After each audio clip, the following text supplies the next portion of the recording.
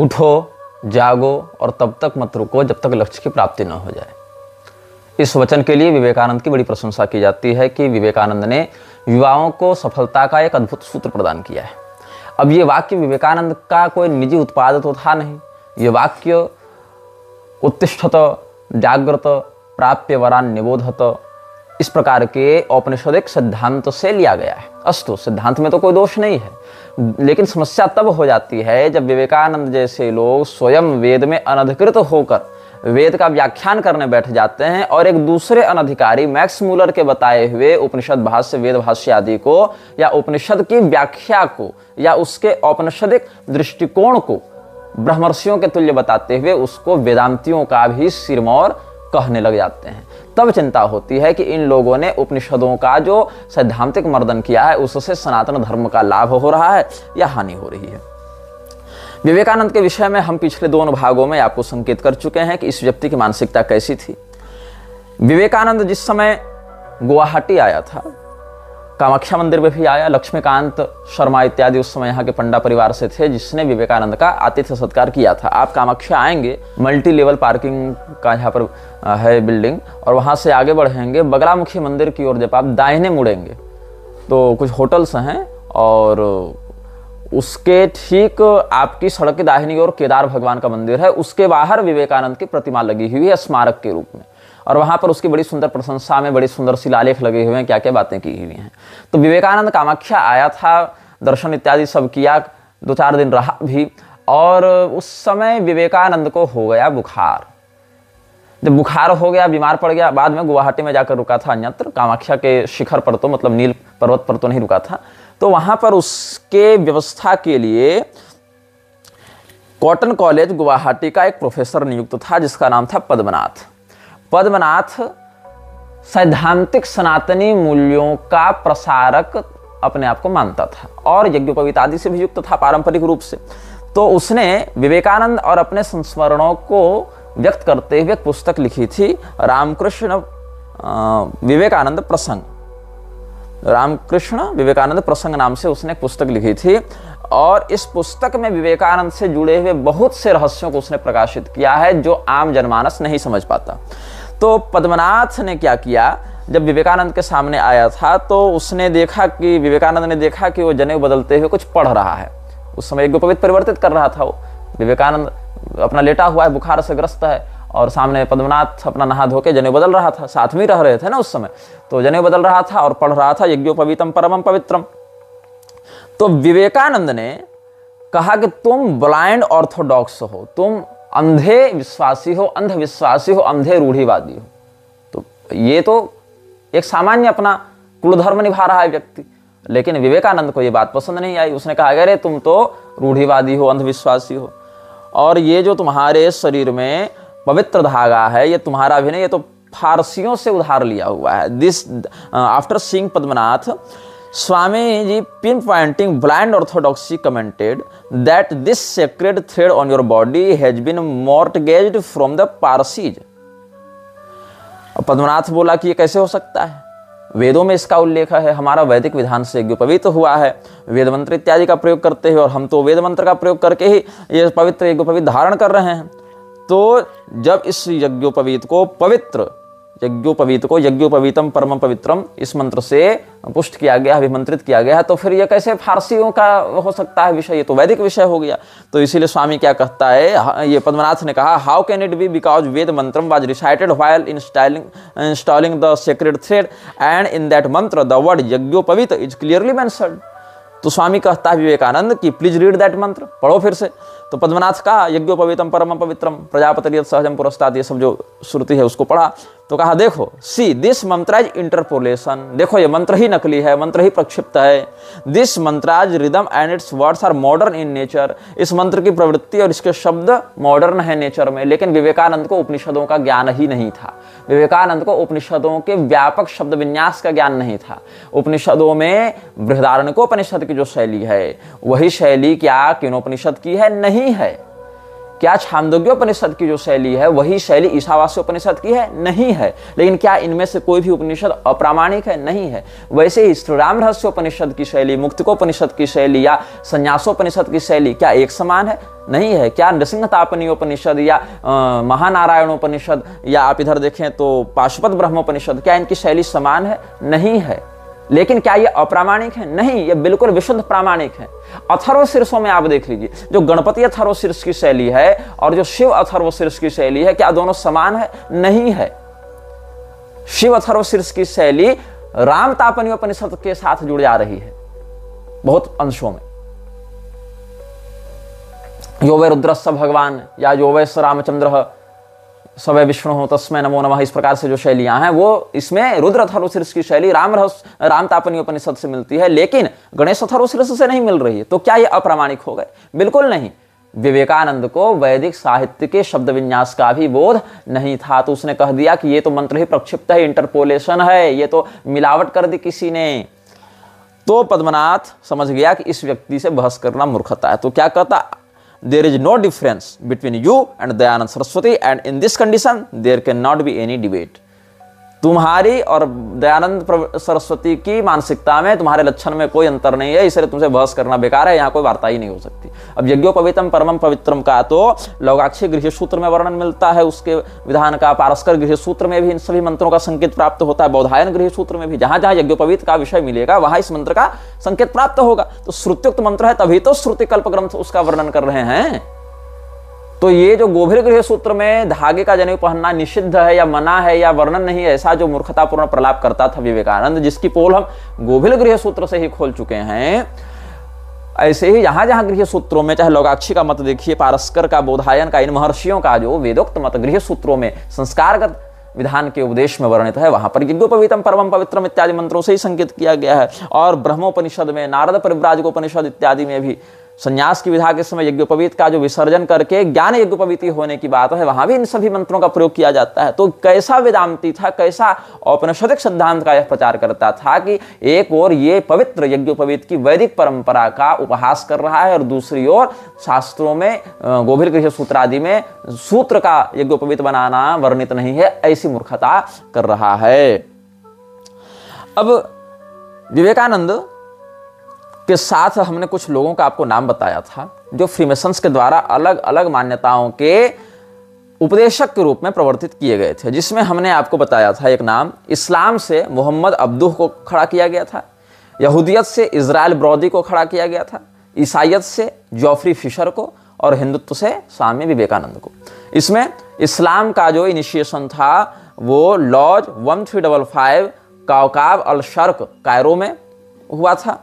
जो यहूदियत का था, यहूदी लोगों का जो इनिशिएशन किया गया था वो Duke of Sussex lodge number 48 Melbourne से किया गया था। जो ईसाइयत की इनिशिएशन थी वो old Reptonian lodge number 3725 London, और anchor and hope lodge bro Narendranath Dutt उर्फ 234 था, एंकर एंड होप 234 था, 234 वहां से उसको इनिशिएट किया गया था, ब्रो नरेंद्रनाथ दत्त को, जो बाद में स्वामी विवेकानंद के नाम से प्रचलित होने लगा। इन सभी चारों लोगों के चित्र और चारों लोगों के सामान्य विवरण, उनका पंथ, उनका नाम और उनका इनिशिएशन करने वाला लॉज और उनका फोटो, ये सब हम आपको स्क्रीन पर दिखा देंगे। इसमें विवेकानंद की मृत्यु 1902 ईस्वी में हो गई थी, और जो मोहम्मद अब्दू था, ब्रदर ये सब लगाते हैं ना अपने नाम के आगे, ये इजिप्शियन था, कायरो में इसको इनिशिएट किया गया था, मिस्री था, और ये मराकब था 1905 ईस्वी में, और इसको 1899 ईस्वी में इजिप्ट का ग्रैंड मुफ्ती भी कहा गया था, उस उपाधि के रूप में इसको इनिशिएट किया गया था। तो डेमस्कस में विवेकानंद का एक मैसोनिक लेक्चर डिलीवर किया गया था दमस्कस में। ये कहाँ छपा था? शिकागो ट्रिब्यून में 15 नवंबर 1893 ईस्वी को ये छपा था। इसका भी चित्र हम आपको सार्वजनिक स्क्रीन पर दिखा देंगे किसी समय। इसमें क्या छपा है? Hindu monk lectures on the characteristics of the human soul to establish schools in Damascus. Swami Vivekananda, the Hindu monk, gave his 4th lecture at the Masonic Temple yesterday for the purpose of raising funds with which to establish schools among the poor of Damascus. His subject was the characteristics of the human soul as viewed through Indian philosophy. There never was a time, he said, when the creation did not exist. The soul of a human being always existed. If a new soul were created, the equilibrium of nature would be thrown out of balance and annihilation would result. Human souls are simply inhabiting certain bodies for the time being. God could not be partial by creation of some souls to be eternally happy or others to be eternally miserable. The present is only the line of demarcation between the past and the future. इस प्रकार की कुछ बातों को यहाँ पर report किया गया है शिकागो ट्रिब्यून 15 नवंबर 1894 ईस्वी में, जो विवेकानंद का दमस्कस में भाषण हुआ था। अब ये दमस्कस गया, दमस्कस में भाषण दिया, इन सभी बातों को आज के इतिहास में उतने व्यापकता से पढ़ाया नहीं जाता है। ये कब गया, कैसे हुआ, इसके विषय में बस शिकागो वाली बात को, जो धर्म संसद वाली बात, विश्व धर्म संसद जिसको ये लोग कहते हैं, वर्ल्ड पार्लियामेंट ऑफ रिलीजन्स या वर्ल्ड रिलीजन पार्लियामेंट, तो ये इन सभी बातों को ही केवल ग्लोरीफाई किया जाता है। लेकिन इसके अलावा ये जहां जहां गया उसको मुख्य धारा में नहीं बताया जाता, नहीं पढ़ाया जाता, उन पर चर्चा भी लोग नहीं करना चाहते, क्योंकि इन सब चर्चाओं के बाद रहस्य खुलने प्रारंभ होंगे कि वहां क्यों गया, वहां किन लोगों से मिला, किन लोगों ने इसको एकोमोडेट किया, किन लोगों ने इसको खिलाया पिलाया ठहराया पैसा दिया। इन सब बातों पर जब चर्चाएं होंगी तो रहस्य खुलेंगे। इसीलिए केवल कह दो विवेकानंद एक बहुत महान व्यक्ति था, उसने जो कहा वह करो, और उसने कहा कि उठो जागो और मत रुको जब तक लक्ष्य की प्राप्ति न हो जाए, और उसने हिंदू धर्म का प्रचार किया और तुम उसी में लहालोट हो गए कि अरे बहुत अच्छा आदमी था। अरे भाई, इस अच्छे आदमी के पीछे क्या क्या अच्छाइयां थी, जरा उसकी भी तो हम चर्चा कर लें। तो विवेकानंद के विषय में हम चर्चा कर रहे हैं। विवेकानंद शाकाहारी नहीं था, सब जानते हैं। मछली और मांस खाता था, मटन खाता था, सब जानते हैं। और यह बात बहुत अधिक आश्चर्यजनक भी नहीं है, क्योंकि बंगाल में लगभग हर वर्ग का व्यक्ति मांसाहारी है। बहुत कम मात्रा के बंगाली ही कुछ चैतन्य महाप्रभु के या गौड़ी संप्रदाय के ही अनुयायी, जिसमें इस्कॉन को हम नहीं जोड़ेंगे। इस्कॉन इज नॉट गौड़ी संप्रदाय, ISKCON is not the followers of Chaitanya Mahaprabhu. ISKCON is an NGO which hijacked the ideology of Chaitanya Mahaprabhu and is an offspring institution of Gaudiya Sampradaya, and which was registered as Gaudiya Math and later Prabhupada rebranded it as ISKCON। इतना ही है। और स्वयं को हिंदू भी मानने से इस व्यक्ति ने मना कर दिया। ये ISKCON के विषय में बहुत पहले बता चुके हैं। खैर, तो जो विवेकानंद का मांसाहार करना है, चूंकि बंगाली पृष्ठभूमि से आते थे और बंगाल में मांसाहार की प्रवृत्ति एक सामान्य प्रवृत्ति के रूप में देखी जाती है, जो कि हम गलत ही मानते हैं, लेकिन फिर भी प्रवृत्ति तो प्रवृत्ति है। तो इसने व्यापक मात्रा में मांसाहार का प्रयोग किया था और इसका पारिवारिक पृष्ठभूमि इसकी जो थी वह भी मांसाहारी ही रही है। Complete works of Swami Vivekananda में विवेकानंद का एक रिमार्क नोट किया गया है। About vegetarian diet I have to say this, first my master was a vegetarian, but if he was given meat offer to the goddess he used to hold it up to his head. The taking of life is undoubtedly sinful, but so long as vegetable food is not made suitable to the human system through process in chemistry, there is no other alternative but meat eating. In the same statement, Vivekananda further adds, but the forcing of vegetarianism upon those who have to earn their bread by laboring day and night is one of the causes of the loss of our national freedom. Japan is an example of what good and nourishing food can do. Vivekananda के अनुसार भारत के लोगों की गुलामी इसीलिए है क्योंकि भारत के लोग शाकाहारी हैं। आप इस शब्द पर गौर करेंगे, भारत अंग्रेजों का गुलाम क्यों है विवेकानंद के अनुसार? क्योंकि भारत के लोग शाकाहारी हैं। कोई लॉजिक है इन दोनों बातों? नहीं है। लेकिन विवेकानंद ने कहा, क्योंकि विवेकानंद को लॉजिक से मतलब नहीं था, विवेकानंद को बोलने से मतलब था। लॉजिक तो तुम्हारे अनुयायियों का विषय है ना, वो निकालते रहेंगे। अस्तु, तो विवेकानंद ने क्या कहा कि जहां तक शाकाहारी भोजन की बात है तो मुझे कुछ कहना है। क्या कहना है कि हमारे जो मास्टर, मैं हर मास्टर का अर्थ है रामकृष्ण परमहंस, हमारे जो गुरुदेव हैं वो शाकाहारी हैं, मतलब थे, वाजो, मतलब ये विवेकानंद ने रामकृष्ण परमहंस के पर्यवसान के बाद कहा है। तो हमारे जो मास्टर रहे वो तो रहे शाकाहारी, लेकिन भगवती कालिका को जहां बलिदान दिया जाता था तो बलिदान का जब मांस उनको प्रस्तुत किया जाता था तो उसको उठाकर माथे से लगाते थे, ग्रहण नहीं करते थे लेकिन प्रणाम करते थे। तो ऐसी स्थिति में कामाख्या इत्यादि में भी हम लोग क्या अनुशासन करते हैं? रसग्रहण, दर्शन और घ्राण, तीन विधान से ऐसे प्रसाद को ग्रहण किया जाता है जो आपकी प्रवृत्ति के विरुद्ध हो। मतलब यदि ऐसी स्थिति में कोई ऐसा प्रसाद प्राप्त हो रहा हो जो हमारे लिए जो आचार विहित है उसमें अग्राह्य कोटि का हो, तो प्रसाद होने मात्र से हम देख कर उसको ग्रहण करेंगे। दृष्टि मात्र से हमने ग्रहण कर लिया, प्रणाम कर लिया, या उसके आने वाले गंध को ग्रहण कर लिया, तो क्या होता है कि अगर पूर्णतया प्रवृत्ति विरुद्ध है तब केवल देख कर प्रणाम कर लेंगे, माथा झुका लेंगे। अगर वह अल्पग्राह्य कोटि का है प्रवृत्ति के अनुसार तो सूंघ कर ग्रहण कर लेंगे, उसके घ्राण माध्यम से उसको ले लेंगे। और अगर ग्राह्य कोटि की प्रवृत्ति में है तब उसको भक्षण कर लेंगे। ये 3 प्रकार से प्रसाद को ग्रहण किया जाता है। तो इसमें केवल ऐसा नहीं है कि मांस की बात है। मांस बलि, पशु बलि, मांस का वाम मार्ग में प्रयोग, मांस का स्मृति प्रयोग, श्रौत प्रयोग, अमेध्य प्रयोग, निषिद्ध प्रयोग, विहित प्रयोग, ये बहुत व्यापक विषय है और इस विषय पर पहले हम वीडियो बना चुके हैं कई बार, आगे भी समयानुसार बनाते रहेंगे। तो मैं व्यक्तिगत रूप से मांसाहारी नहीं हूं।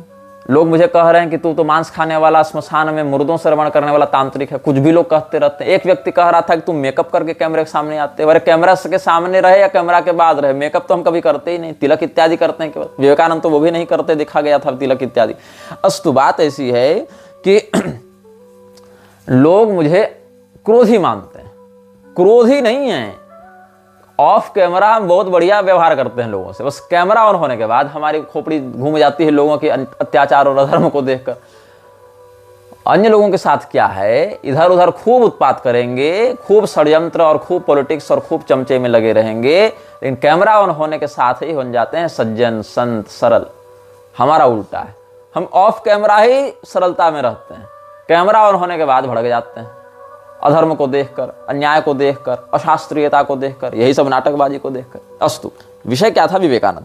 तो विवेकानंद ने कहा कि इसमें कोई संदेह नहीं कि किसी प्राणी का ऐसे प्राण हरण करना पाप है, कोई संदेह नहीं। ये क्या है? The taking of life is undoubtedly sinful. लेकिन क्या है, हम फिर भी मांस खाएंगे। क्यों खाएंगे? जब तक भोजन, शाकाहारी भोजन, but so long as vegetable food is not made suitable to the human system through process in chemistry, there is no other alternative but meat eating. जब तक हम रसायन का प्रयोग करके शाकाहारी भोजन को सभी लोगों के लिए सुलभ न बना दें, तब तक हम मांस भक्षण का निषेध नहीं कर सकते। मांस भक्षण के अलावा कोई विकल्प नहीं है। विवेकानंद आगे क्या कहता है? किसी व्यक्ति को शाकाहारी बनाने के लिए मजबूर करना उस पर अत्याचार है, खास करके तब जब दिन और रात मेहनत करके उसने अपने लिए रोटी कमाई हो और उसको मीट खाने का मन हो। दिन रात मेहनत करके उसने पैसा कमाया और वो शरीर को पुष्ट करने के लिए उसको मांस खाना पड़ेगा और मांस खाने से ही शरीर पुष्ट होगा। ये नरिशिंग फूड है, जिसका एक अच्छा एग्जाम्पल जापान है। जापान और चीन के लोग 4 पैर वालों में केवल कुर्सी नहीं खाते, बाकी सब खा जाते हैं। उड़ने वाली चीजों में केवल पतंग नहीं खाते, बाकी सब खा जाते हैं। ये एक पुरानी कहावत है, बाकी सब खा जाते हैं।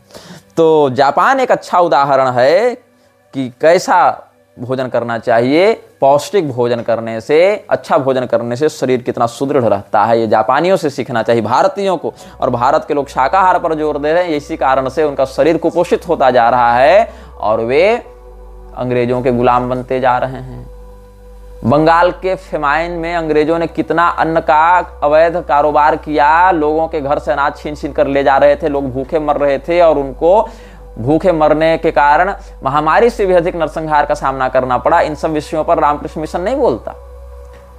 मांसाहार करना चाहिए क्योंकि इससे शरीर पुष्ट होता है। भले ऐसा करना पाप है हम मानते हैं, लेकिन शरीर पुष्ट होना चाहिए। इस भोग विलास की प्रवृत्ति में विवेकानंद की बहुत रुचि थी। मानता था पाप है, फिर भी करेंगे, क्यों? शरीर को पुष्ट करना है हमको। तो क्या इसका शरीर पुष्ट हुआ? नहीं।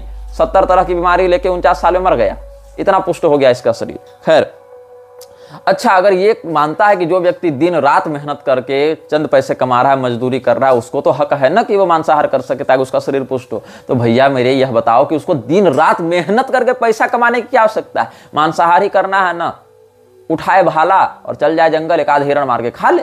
उसके दिन भर क्यों मेहनत करना है? अंततः लक्ष्य तो उसका मांसाहारी करना है। बकरी उठा के बकरी पालन करता रहे, बकरा पालन करता रहे, और एक बकरा तो एक दिन में खत्म करेगा नहीं ना। अगर मांसाहार को ही तुम बढ़ावा दे रहे हो नरिशिंग फूड कहकर, तो उसके लिए पूरा मेहनत करने की आवश्यकता है, मजदूरी करने की आवश्यकता है।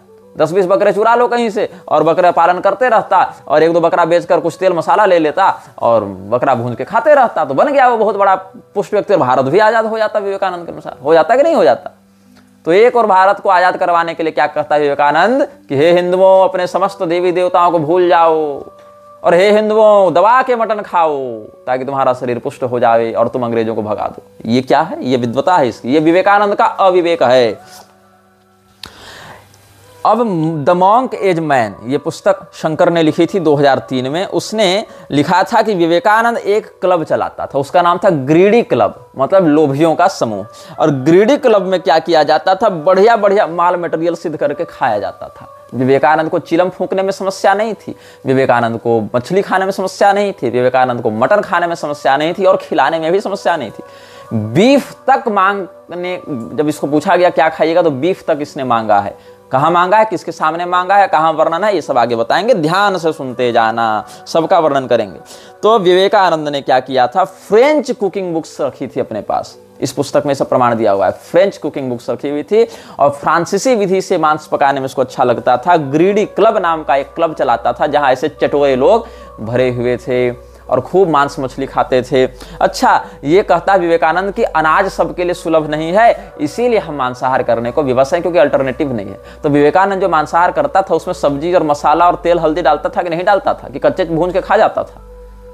बल्कि साग सब्जी तो कच्चे भी खाने के लिए उपलब्ध हैं बहुत से, या सामान्य उबाल कर खा सकता है व्यक्ति। मांस के साथ तो ऐसा नहीं है, सामान्य उबाल दोगे दुर्गंध आती रहेगी। उसके दुर्गंध को मारने के लिए, उसके स्वाद में स्वाद बनाने के लिए मसाला इत्यादि लोग डालते हैं, मसाला के दम पर मांस खाते हैं, कच्चा तो खाता नहीं कोई व्यक्ति। जबकि साग सब्जी या फल इत्यादि तो कच्चा भी खाकर व्यक्ति रह सकता है। तो मोस्ट नेचुरल डाइट तो शाकाहार हो गया ना मनुष्य के लिए प्राकृतिक रूप से। लेकिन विवेकानंद का हट था कि नहीं नहीं, शाकाहार करने से तो शरीर दुर्बल हो जाता है, इसलिए जम के मांसाहार करो। और ये बात हम नहीं कर, ये बात bro Narendranath Dutt, which was initiated by freemasonry and who is known as Swami Vivekananda between you morons, उसका ये दावा था। अब विवेकानंद के शाकाहार पर आते हैं विवेकानंद के चरित्र पर। देखो, दो बातों को पकड़ो, कौन सा व्यक्ति क्या खा रहा है और लंगोट का कितना पक्का है। विवेकानंद लंगोट का पक्का और कच्चा छोड़ो, लंगोटे पहनने में समस्या थी, इसको कॉपिन पहना दिया लोगों ने, तो कहता है कि हमको डायबिटीज करवा दिया इन लोगों ने। अब इसका डायबिटीज कहां से घुस रहा था मुझे समझ में नहीं आई बात। खैर, इसकी बहन ने जब आत्महत्या की थी, जोगेंद्र वाला ने, तो जोगेंद्र वाला ने जब आत्महत्या की थी तो विवेकानंद ने जोगेन महाराज को कहा था कि तुमको पता है कि हम लोग जो दत्त परिवार से आते हैं वो इतना अधिक टैलेंटेड क्यों हैं, इतने अधिक प्रतिभाशाली क्यों हैं? क्योंकि हमारे परिवार में आत्महत्या का एक इतिहास रहा है। हमारे परिवार में इतनी अधिक आत्महत्याएं हुई हैं कि हम लोग बहुत ज्यादा इंटेलेक्चुअली एडवांस्ड हो गए। बताओ, जो व्यक्ति पारिवारिक रूप से आत्महत्या के इतिहास से ग्रस्त है, उसका परिवार अवसाद से घिरा रहेगा, मानसिक रूप से कमजोर बना रहेगा, कि वो इंटेलेक्चुअल हो जाएगा? मतलब इसका मानना है कि जिसके परिवार में आत्महत्याओं का इतिहास अधिक रहता है उसका परिवार अधिक बुद्धिजीवी होता है, अधिक प्रखर दिमाग का होता है। तो क्या कहता है, do you know why we Duttas are so talented in our thinking? Ours is a family with a history of suicides. There have been many in our family who have taken their own lives. We are eccentric. We do not think before we act. We simply do what we like and do not worry about the consequences. मतलब विवेकानंद परिणाम को सोचे बिना कार्य करने में यकीन रखता था, विश्वास रखता था। और शास्त्रकारों ने, नीतिकारों ने, प्रबुद्धजनों ने इसको अविवेक का परिलक्षण बताया है। सहसा विदधीत न क्रियाम विवेकः परमापदां पदं वृणुतेः विमृश्य कारणं गुणलुब्धः स्वयमेव संपदः। ये हमारे नीतिकारों ने कहा, ये हमारे पूर्वजों ने बताया, सिद्धांत दिया। बिना सोचे विचारे किसी कार्य को करने से समर्थ व्यक्ति के जीवन में भी बड़ी बड़ी आपदाएं आ जाती हैं, लेकिन जो सोच विचार कर पूर्वापर चिंतन करके निर्णय लेता है, ऐसे सद्गुणी धैर्यवान पुरुष के जीवन में संपदा, सुख, यश स्वयं आने लग जाते हैं। तो क्या कहा हमारे नीतिकारों ने, सहसा विदधीत न क्रियाम अविवेकः परमापदां पदम। अविवेक ही परम आपदाओं का निमित्त है, इसीलिए विवेक का प्रयोग करके निर्णय करना चाहिए। और विवेकानंद कितना बड़ा अविवेक सिखा रहा था लोगों को कि we do not think before we act, we simply do what we like and do not worry about the consequences। तो we simply do what we like के कारण ही ये सिद्धांत विरोधी हो गया। इसको जो अच्छा लगा सब करता गया, हाँ यही कर दो वही कर दो। ये तो आसुरी प्रवृत्ति है ना। यक्षेदास्यामि मोदिष्य इत्यज्ञान विमोहिता अनेक चित्त विभ्रांता मोहजाल समावृता प्रसक्ता काम भोगेषु पतन्ति नरकेषु च। तो ये जो अनेक चित्त विभ्रांत व्यक्ति है नरेंद्र दत्त, वही बन गया, युवाओं का आदर्श बना दिया गया। अब विवेकानंद जब मरा था 39 साल की उम्र में, तो उसको कितनी सारी बीमारियां थी उसका एक विवरण सामान्य देते हैं। माइग्रेन था, टॉन्सिलिटिस थी, डिप्थीरिया, अस्थमा, टाइफाइड, मलेरिया और अलग अलग प्रकार के बुखार होते रहते थे, liver problems, indigestion, gastroenteritis, bloating, dysentery, diarrhoea, abdominal pain, gallstone, lumbago, neck pain, Bright's disease जो नेफ्रिटिस भी कहलाता है, kidney problem, dropsy, albuminuria, bloodshot eyes, loss of vision in his right eye, insomnia और कम अवस्था में बाल पक जाना, न्यूरास्थेनिया,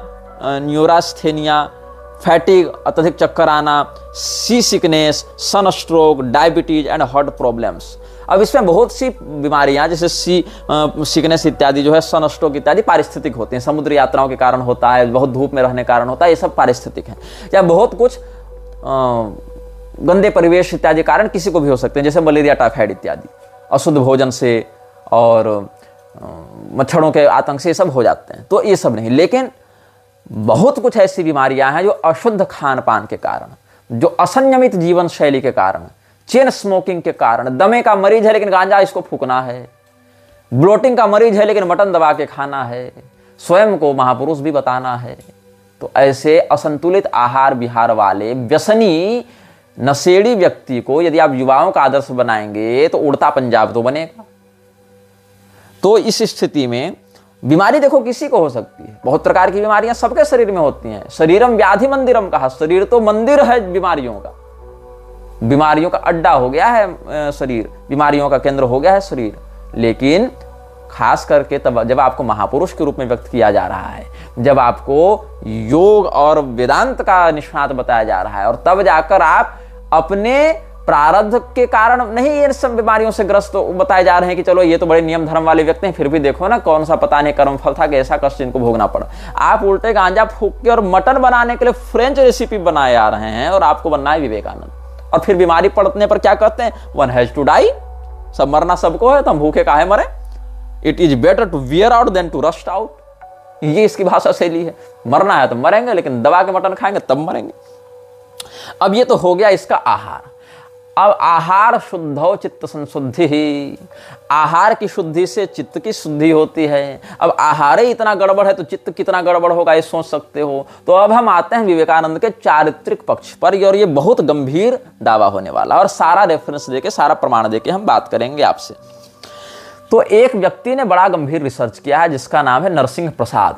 नरसिंह प्रसाद शिकागो गया था जहां पर विवेकानंद ने भाषण दिया, और वेस्टर्न ओरेगन स्टेट कॉलेज में इसने एडमिशन लेकर शिकागो यूनिवर्सिटी के तहत बहुत कुछ कार्य भी किया है, और उसके जो लेटर्स हैं, जो रिसर्चेज हैं, वो शिकागो यूनिवर्सिटी के लाइब्रेरी में भी उपलब्ध हैं, आप वहां पर देख सकते हैं। किसका रिसर्च पेपर, नरसिंह प्रसाद सिल, इसकी जो रिसर्च थ्योरी है विवेकानंद और महिलाओं को लेकर, विवेकानंद का महिलाओं के प्रति क्या व्यवहार या क्या विचार था उसको लेकर।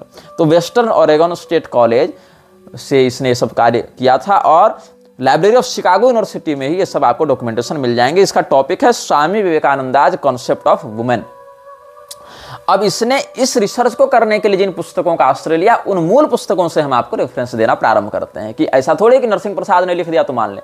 नरसिंह प्रसाद ने जो लिखा, उसको लिखने के लिए नरसिंह प्रसाद ने विवेकानंद के किन ऑथेंटिक बुक्स का या साहित्य का आश्रय लिया, किन पत्रावलियों का आश्रय लिया जो विवेकानंद ने खुद चिट्ठियां लिखी हैं, उनमें से कहां से आश्रय लिया, इन सभी रेफरेंसेज को हम आपके सामने व्यक्त करते जा रहे हैं। तो ये क्या लिखता है, His fascination with the American woman was typical of the Bengali obsession with fair skin, something even his mentor Ramakrishna has exhibited often. He was disarmingly candid in a letter to a friend, having duly cautioned him to treat the letter was strictly confidential, that the American women are very beautiful, and by contrast, even the prettiest women of our country will look like a black owl there. Vivekananda को गोरी चमड़ी से बड़ा प्रेम था। विवेकानंद के mentor Ramakrishna भी काले लोगों की अपेक्षा गोरे लोगों को अधिक पसंद करते थे, ऐसा यहां दावा किया गया है। Something even his mentor Ramakrishna has exhibited often. अब ये जो दावा है रामकृष्ण परमहंस का गोरे लोगों के साथ ज्यादा आकर्षण होना, इसके विषय में भी एक अलग विवादित श्रृंखला चल रही है। और वो विवादित बात क्या कहती है, एक अमेरिकी कॉलेज प्रोफेसर जो 1962 में जन्म लिया था, जिसका नाम है जेफरी जे कृपाल, जेफरी जॉन कृपाल। तो जेफरी जॉन कृपाल ने एक पुस्तक लिखी थी जो बड़ी विवादित थी। उस पुस्तक का नाम है कालीज चाइल्ड, मतलब काली का बच्चा। और रामकृष्ण परमहंस के जीवन से जुड़े हुए बहुत से विषयों पर उसने लिखा है। और रामकृष्ण परमहंस के जीवन से जुड़े उन विषयों को उसने जब लिखा तो ऐसी बातें लिखी जिसको सुनकर, सोचकर, समझकर आप बड़े सदमे में जा सकते हैं। और उसके लिए रामकृष्ण कथामृत का भी उसने आश्रय लिया और रामकृष्ण परमहंस के जीवन से जुड़े लोगों की पत्रावलियों का भी आश्रय लिया। जैसे रामकृष्ण परमहंस का जो कथामृत जीवन है उससे उसने एक लिया था सेक्शन, एक विषय उठाया था जिसमें वो कहा उसने कि एक प्रसन्न नाम का लड़का था जिसको रामकृष्ण परमहंस ने कहा कि तू मेरे सामने कपड़े उतार कर नंगा हो जा।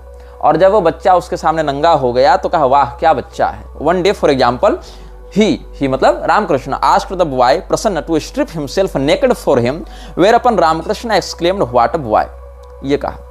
अब कथामृत से ही एक उसने और दूसरा विषय उठाया था कि मैं छोटे बच्चों के लिंग की पूजा चंदन और फूल से करता हूं। ये रामकृष्ण ने कहा था कि इन दैट स्टेट, एक ऐसी स्थिति में मैं पहुंच जाता हूं, I could not help but worship the little penises of boys with sandal paste and flowers. और क्या करता था, the boys penis Ramakrishna once touched और fondled in a dream like vision, he now rubs with sandal paste in the light of day, and the laughter of the dream has been replaced by the seriousness and compulsion of the ritual act। इसका यह दावा था कि रामकृष्ण परमहंस ने एक सपना देखा था कि एक छोटे बच्चे के लिंग की वह पूजा कर रहा है और फिर चंदन को घिसकर वो व्यक्ति उस बच्चे के लिंग को वेष्टित करता है और पूजन करता है। तो जगने पर भी वो ऐसा ही कर रहा था, एक सीरियसनेस के साथ इस रिचुअल एक्ट को करने के लिए। ये भी वहां पर दावा किया गया है। एक और दावा आप देखेंगे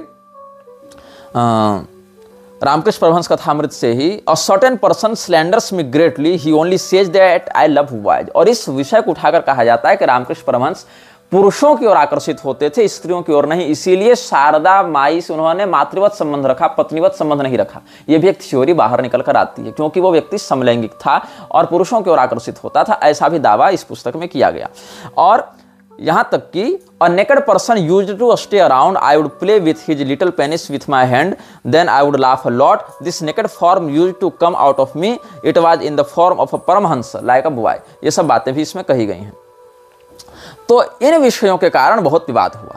और जब कालीज चाइल्ड लिखी किसने, जेफरी जे कृपाल ने, तो इस पुस्तक को पहले तो बहुत अप्रिशिएट किया गया। ये बता दूं कि ये राइस यूनिवर्सिटी इन ह्यूस्टन टेक्सास, इसमें ये प्रोफेसर भी रहा है। तो ये व्यक्ति जो रामकृष्ण मिशन पर इस प्रकार से, रामकृष्ण परमहंस पर इस प्रकार से रिसर्च कर रहा था, उसने जो पुस्तक लिखी कालीज चाइल्ड, ये छपी कब 1995 ईस्वी में। और Kali's child the mystical and the erotic in the land life and teachings of Ramakrishna, ये रामकृष्ण परमहंस पर इसने रिसर्च किया था। और रामकृष्ण परमहंस की ही जो जीवनियां छप रही हैं या उनके निकटवर्ती लोगों ने जो बात बताई है उसी पर आधारित थी। लेकिन क्या हुआ, इस पुस्तक को प्रचारित कब किया गया? अब पुस्तक तो हजारों छप रही हैं, लेकिन ये पुस्तक में क्या खास बात रही कि 1995 में American academy of religions history of religions prize इसको मिला। अमेरिकन अकेडमी ऑफ रिलीजन्स एक संस्था है, इसने हिस्ट्री ऑफ रिलीजन्स का जो प्राइज दिया जाता है उसमें इस पुस्तक को ये प्राइज दिया गया। और ये प्राइज जब मिला तो ये पुस्तक चर्चा में आई। करे ऐसा भी किसी ने कुछ लिखा है, जेफरी जॉन कृपाल ने लिखा है कि रामकृष्ण परमहंस तो समलैंगिक व्यक्ति था। तो उस व्यक्ति के इस दावे के विरुद्ध भारत में व्यापक आंदोलन रामकृष्ण मिशन ने किया, जिसमें रामकृष्ण मिशन की ओर से स्वामी त्यागानंद और परिव्राजक ब्रजप्राण, इन दोनों लोगों ने बहुत विरोध किया और कहा कि तुमने जो बातें समझी वो बात गलत है, वो बात का ट्रांसलेशन ही वैसा नहीं है। क्योंकि ये सब तो बंगाली साहित्य से थे, तो तुमने जो बंगाली साहित्य का अनुवाद किया वहां मूल बात कुछ और थी, तुमने बात कुछ और समझ लिया। तो इस बात के समर्थन में, स्वामी त्यागानंद के इस बात के समर्थन में भारत के एक प्रसिद्ध लेखक खड़े हुए, राजीव मल्होत्रा। राजीव मल्होत्रा जो हैं वो भारत के राष्ट्रवादी वक्ताओं में से गिने जाते हैं। हालांकि बहुत मामलों में उनसे हमारा मतभेद है, बहुत मामलों में नहीं भी है, लेकिन वो एक अच्छे वक्ता और लेखक के रूप में समाज में जाने जाते हैं। तो उन्होंने भी त्यागानंद के ही वचनों के आधार पर जॉफ्री जे कृपाल का विरोध किया कि नहीं, तुमने जो इंटरप्रिटेशन दिया है वो एक तरफा इंटरप्रिटेशन है और तुम्हारी बात गलत है। रामकृष्ण परमहंस के जीवन में ये सब जो बातें लिखी गई उसका संदर्भ और उसका जो पर्याय है वो जिस भाषा और जिस घटनाक्रम में है उसको तुम समझने में असमर्थ रहे हो, ऐसा इसका कहना है। लेकिन बंगाली भाषा के जो विशेषज्ञ ब्रैन हैचर जैसे लोग बंगाली स्कॉलर माने गए हैं, उन्होंने कहा कि नहीं, जो कृपाल ने ट्रांसलेशन किया है वो सही किया है और ये एक वास्तविक तथ्य है जिसको रामकृष्ण मिशन बदनामी के डर से छिपाना चाहता है। तो इस प्रकार से बहुत विरोधाभास होता रहा और कॉलेज चाइल्ड जो है वो एक प्रकार से भारत में अघोषित रूप से ही लेकिन सही प्रतिबंधित पुस्तकों में से आ गई। लोग इसको नहीं पढ़ेंगे। और मजे की बात क्या है कि इस पुस्तक को छापा किसने?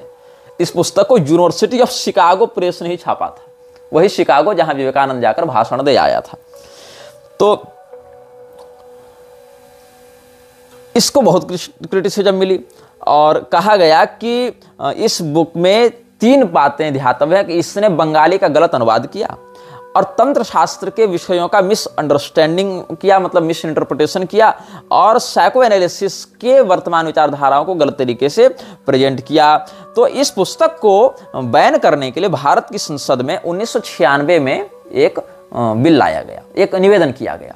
1995 में पुस्तक जो है वो फर्स्ट प्राइज जीतती है, हिस्ट्री ऑफ रिलीजन्स का प्राइज लेती है। कहाँ से? अमेरिकन एकेडमी ऑफ रिलीजन, इस संस्था से लेती है। शिकागो प्रेस ने छापा था इसको, शिकागो यूनिवर्सिटी प्रेस ने। तो भारत की संसद में 1996 ईस्वी में एक मांग उठी कि इस पुस्तक को बैन किया जाए भारत में। अब जब 1996 ईस्वी में बैन की मांग उठी तो कृपाल ने कहा कि अगर आप लोगों का दावा सही है कि हमने गलत लिखा है तो हम इसको रिकंसिडर करेंगे, हम इसको फिर से सीखना चाहते हैं, समझना चाहते हैं, हो सकता है हमसे गलती हुई हो।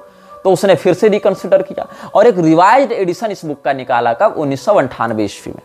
1998 ईस्वी में इसने जब रिवाइज्ड एडिशन निकाला और कहा कि भाई अब आप लोग पढ़कर बताइए कि अब जो हमने लिखा क्या वो गलत लिखा। इन लोगों ने फिर पढ़ा, बोले हाँ अभी भी गलत लिखा।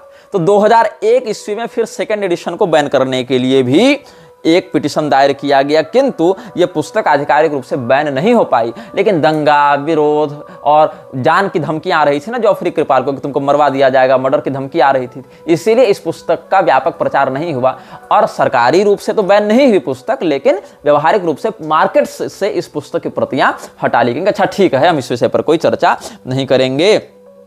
और बाद में जॉफ्री कृपाल की जो पीएचडी डिसर्टेशन की गई थी रामकृष्ण परमहंस के ऊपर यूनिवर्सिटी ऑफ शिकागो में, जिसमें वेंडी डॉनिजर इत्यादि लोग गाइड एडवाइजर इत्यादि रहे, उन लोगों ने कहा कि देखो तुम तांत्रिक और साइको एनालिटिक जो ट्रेडिशंस हैं उसके आधार पर तुम इसको अच्छे तरीके से परिभाषित करो और इसमें कुछ ऐसे शब्दावलियों का प्रयोग करो जो तंत्र शास्त्र की ऑथेंटिसिटी से जुड़े हुए हैं ताकि विषय को प्रामाणिक रूप से तुम प्रस्तुत कर सको। तो ये सब बातें समाज में चलती रही। इसी कारण से जो विवेकानंद के समर्थक हैं, रामकृष्ण मिशन के समर्थक हैं, उनका यह दावा है कि जॉफ्री कृपाल ने गलत लिखा है, रामकृष्ण परमहंस ऐसे नहीं थे। और जॉफ्री कृपाल का दावा है कि इस पुस्तक को लिखने के लिए हमने 12 साल रिसर्च किया और रामकृष्ण परमहंस के साथ चूंकि बचपन में भी बहुत अत्याचार हुआ है, शोषणात्मक प्रवृत्ति लोगों की रही, बहुत चाइल्ड ट्रॉमा से वो गुजरे, तो चाइल्डहुड ट्रॉमा, सब लिमिटेड होमो इरोटिक और पेडोफिलिक पैशंस उसमें डेवलप हो गए थे। छोटे बच्चों के प्रति यौन आकर्षण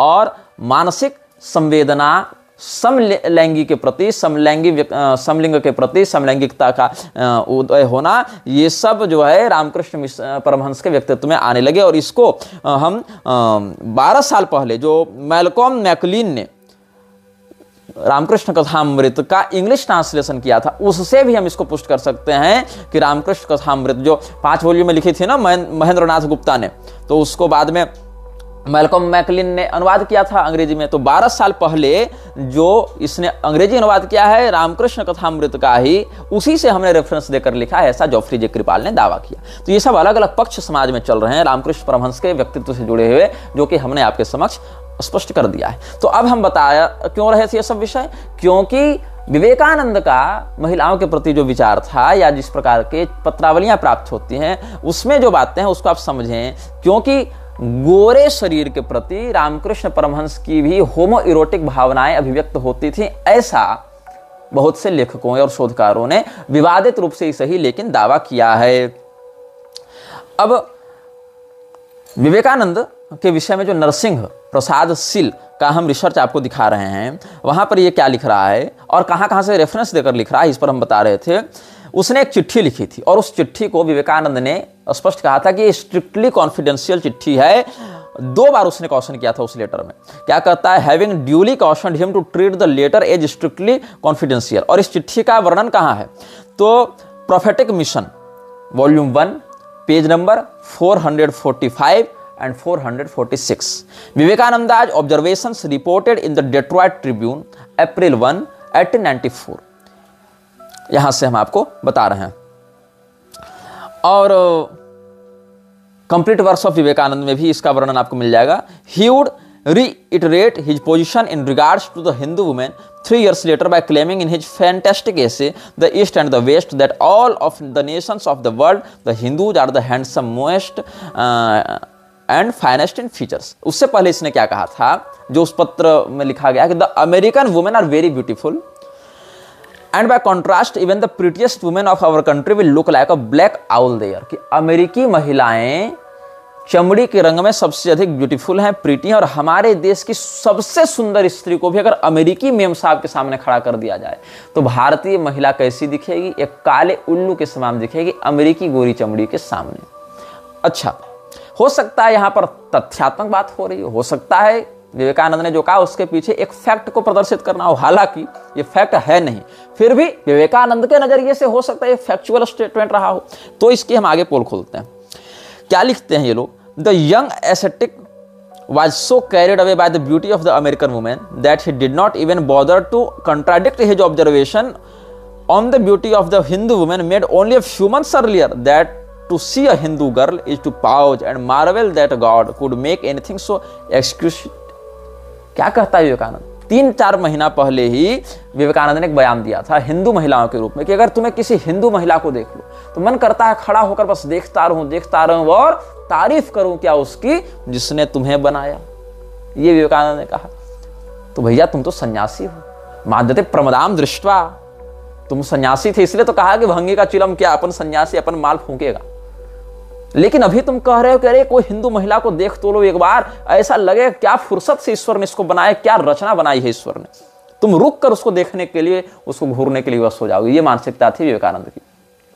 लेकिन जब अमेरिकी मेम साहब ने इसको दिखाया करे नहीं बात तो ऐसी भी होती है इधर, तो अमेरिकी मेम साहब के सामने जाकर इसने क्या कहा, करे हिंदू महिला क्या, भारतीय महिला क्या सुंदर, अरे उसकी सबसे सुंदर महिला को उठाकर भी तुम्हारे सामने रख देवे तो काली उल्लू लगेगी, तुम्हारी चमड़ी की आ गई।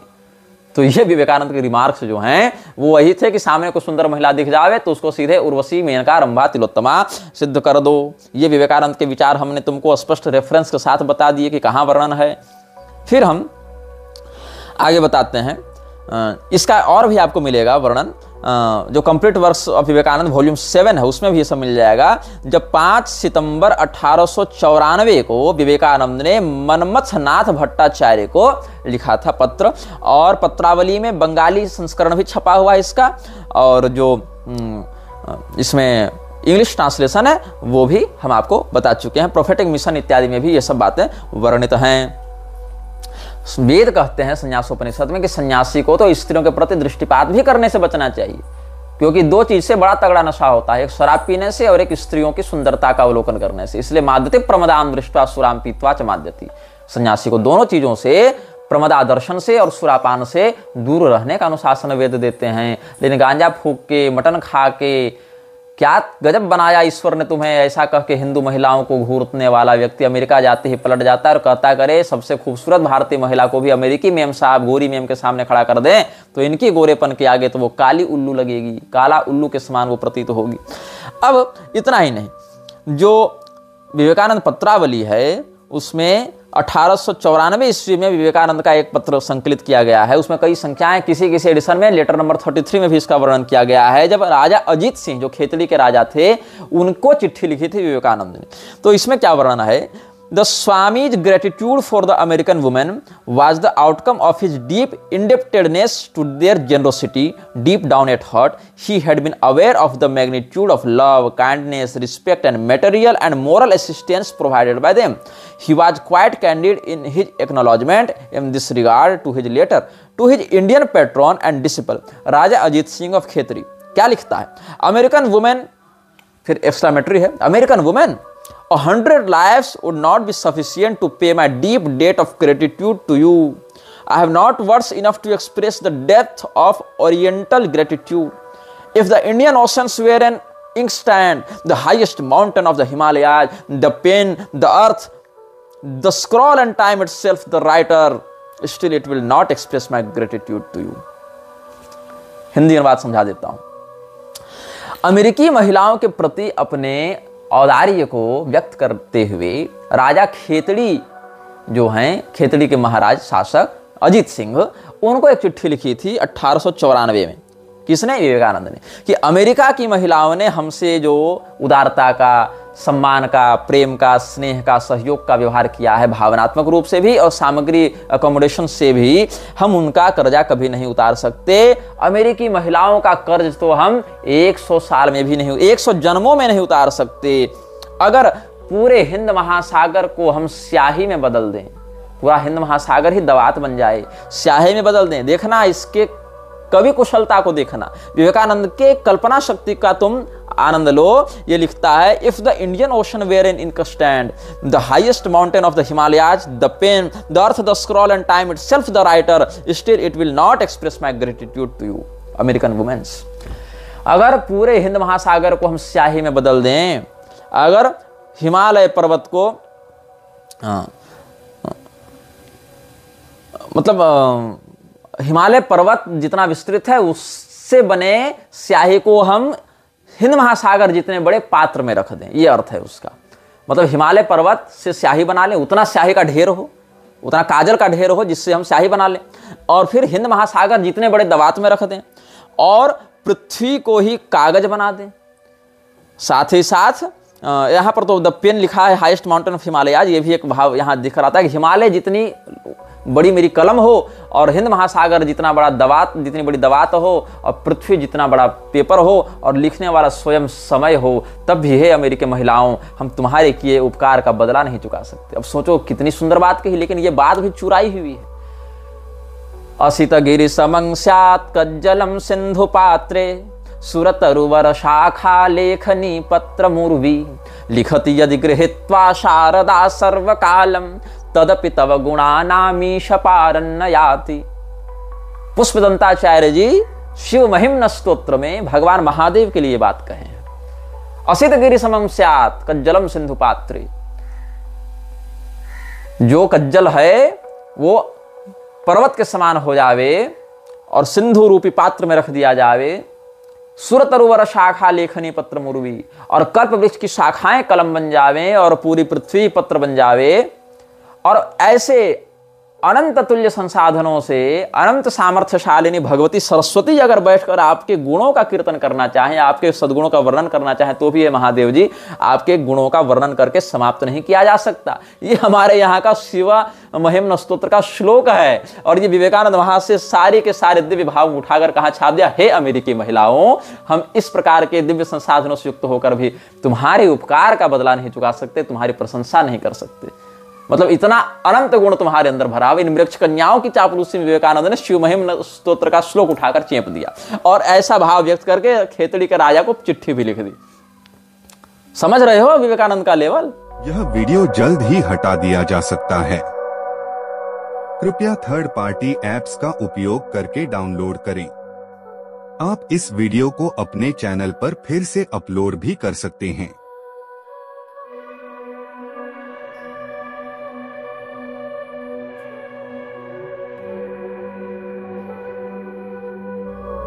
This video may get deleted soon. Please download using third-party apps. You may also re-upload this video on your channels. Thank you.